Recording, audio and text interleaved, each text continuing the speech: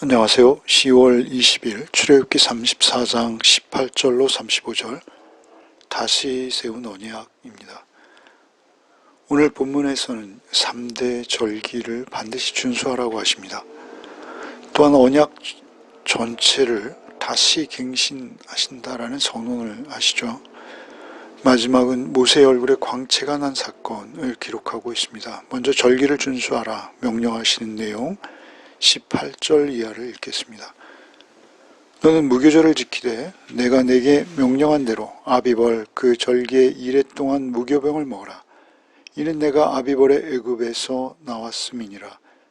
모든 첫 태생은 다 내 것이며 내 가축의 모든 처음 난 수컷인 소와 양도 다 그러하며 나귀의 첫 새끼는 어린 양으로 대속할 것이요 그렇게 하지 아니하려면 그 목을 꺾을 것이며 내 아들 중 장자는 다 대속할 것이 알지며 빈손으로 내 얼굴을 보지 말지니라. 너는 엿새 동안이라고 일곱째 날에는 쉴지니 밭 갈 때나 거둘 때에도 쉴지며 칠칠절 곧 맥추의 초실절을 지키고 세말에는 수장절을 지키라. 너의 모든 남자는 매년 3번씩 주 여호와 이스라엘 하나님 앞에 보일지라. 내가 이방 나라들을 내 앞에서 쫓아내고 내 지경을 넓히리니 내가 매년 3번씩 여호와 내 하나님을 뵈려고 올 때 아무도 내 땅을 탐내지 못하리라. 너는 내 제물의 피를 유교번과 함께 드리지 말며 유월절 제물을 아침까지 두지 말지며 내 토지 소산의 처음 익은 것을 가져다가 내 하나님 여호와의 전에 드릴지며 너는 염소 새끼를 그 어미의 젖으로 삼지 말지니라. 가장 먼저 무교절을 지키라 하시죠. 무교절은 6월절로 시작되는 7일간의 축제입니다. 누룩을 넣지 않은 떡을 먹어야 하기에 무교절이라고 부릅니다. 무교절의 기본 의미는 애굽에서 구원받은 것을 기념하며 잊지 말라는 것입니다. 이스라엘은 매년 애굽으로부터 구원하신 여호와 하나님의 은혜를 기억하여 우상을 섬기는 이방들과 자신들이 구별되었음을 잊지 않도록 하셨습니다. 특별히 출애굽 직전 장자재앙 시 하나님의 은혜로 이스라엘의 초태생, 곧 처음 태어난 것들은 모두 건짐을 받고 애굽의 처음 난 것들은 모두 벌하신 사건을 영원히 기념하도록 하십니다. 특별히 수컷을 구별하는 것은 남성 혹은 수컷의 우위성을 하나님께서 인정하시는 것이 절대 아닙니다. 당시의 사회문화적 배경 속에서 우월하게 인정되었던 초태생 남성 수컷을 하나님의 것으로 삼으심으로 그 외의 모든 것, 그 모든 것이 하나님의 것이라는 점을 드러내신 것입니다. 초태생 수컷은 대표성을 의미할 뿐 모든 생명의 주인은 하나님이심을 드러내는 것입니다.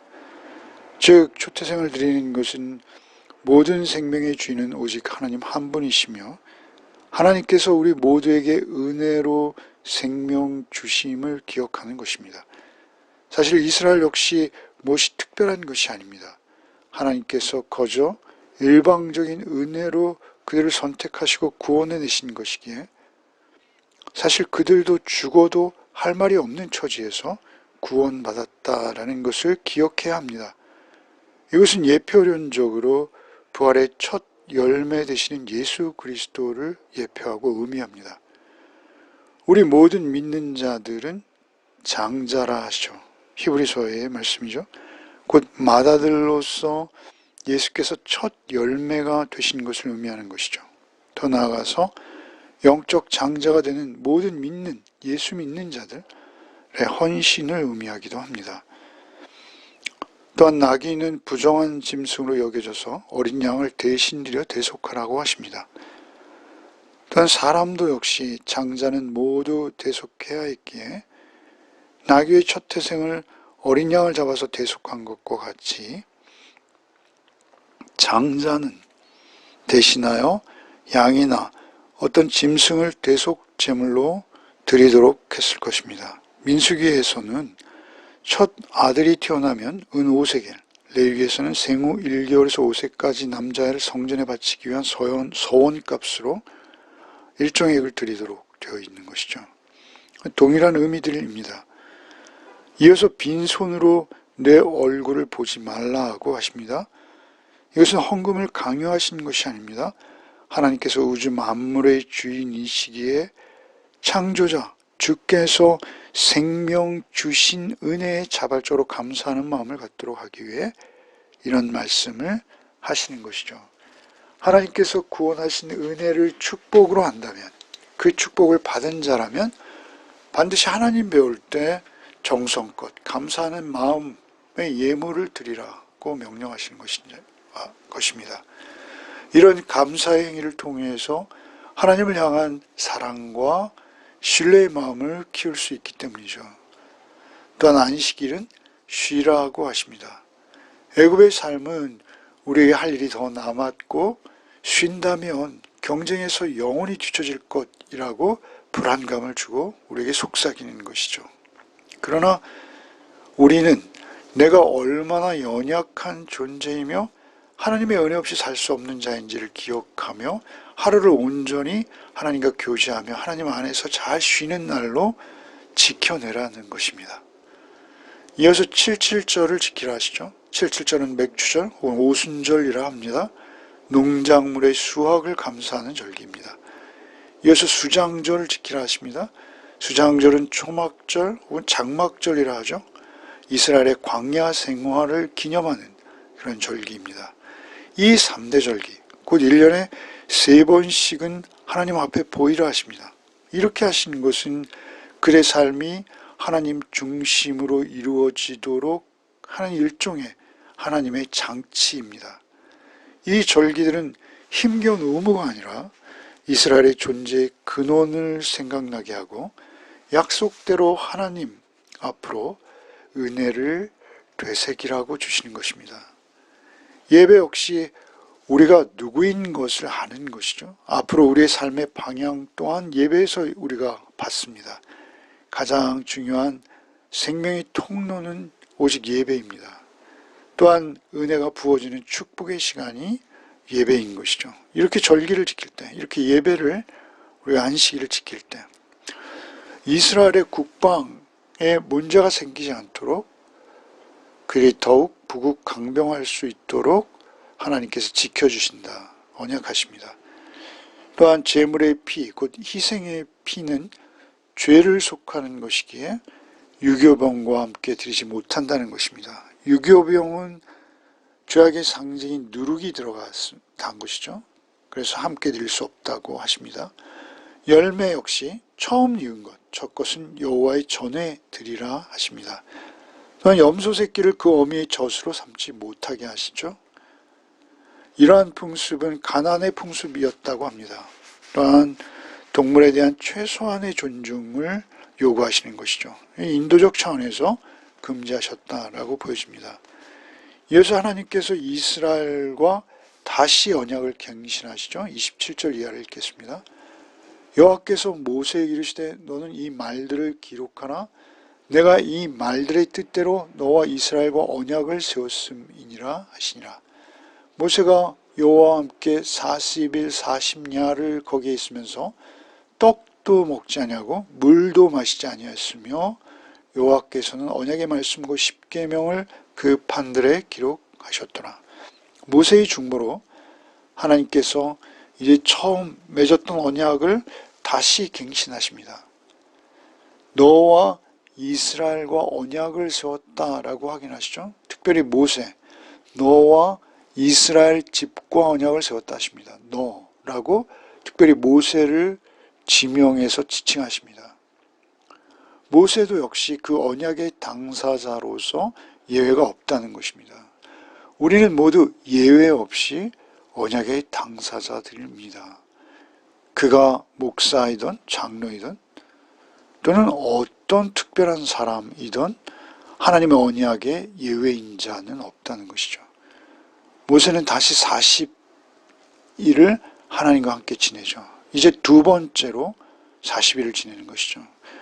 합하면 80일이 되는 것이죠. 40일 동안 떡도 물도 마시지 않고 하나님과 함께 머물며 언약을 받는 거예요. 생명의 주인이 하나님이시라는 것을 인정하는 것이죠. 우리가 금식할 때 유익이 무엇입니까? 그것은 음식이 아니라 하나님이 주인이신 것을 아는 것이죠. 그렇게 세상과 끊어져서 하나님과 함께 그렇게 있었던 모세, 그의 얼굴에서 광채가 나고 있었다라고 합니다. 29절 이하를 읽겠습니다. 모세가 그 증거의 두 판을 모세의 손에 들고 시내산에서 내려오니 그 산에서 내려올 때 모세는 자기가 여호와와 말하였음으로 말미암아 얼굴 피부에 광채가 나나 스스로는 깨닫지 못하였더라.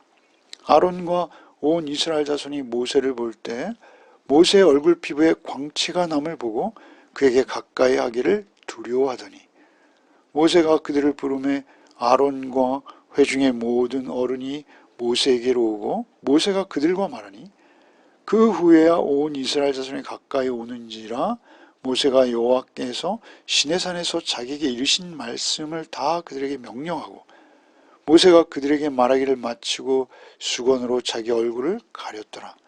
그러나 모세가 여호와 앞에 들어가서 함께 말할 때에는 나오기까지 수건을 벗고 있다가 나와서는 그 명령하신 일을 이스라엘 자손에게 전하며 이스라엘 자손이 모세의 얼굴의 광채를 보므로 모세가 여호와께 말하러 들어가기까지 다시 수건으로 자기 얼굴을 가렸더라.